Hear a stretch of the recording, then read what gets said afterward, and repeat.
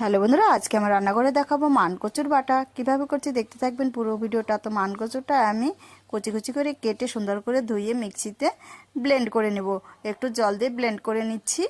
এই দেখো আমার ব্লেন্ড করা হয়ে গেছে, এক বাটি হয়েছে ছোট বাটির। তারপরে দেখো কড়াইয়ের মধ্যে আমি দিয়ে দিচ্ছি সর্ষের তেল। সর্ষের তেলটা একটু গরম হয়ে আসলে নেড়ে চেড়ে দেবো।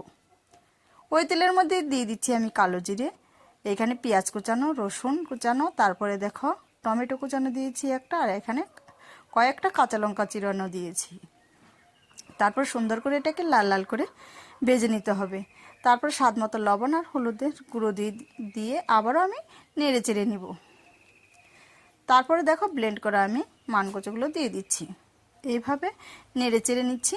আর যতক্ষণ না এটা থেকে একবারে কমে আসছে মানকচুটা, ততক্ষণ আমি এটাকে কিন্তু নাড়তেই থাকবো। আর আমার ভিডিওগুলো যদি ভালো লাগে অবশ্যই সাবস্ক্রাইব, লাইক, কমেন্ট করে পাশে থাকবেন। আর ফেসবুক থেকে দেখে থাকলে অবশ্যই ফলো দিয়ে পাশে থাকবেন।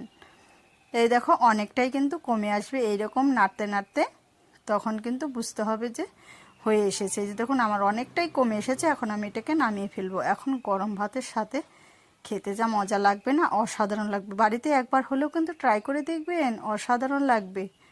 আর এখন এটা গরম ভাতের সাথে সেই স্বাদ লাগবে, অসাধারণ রেসিপি।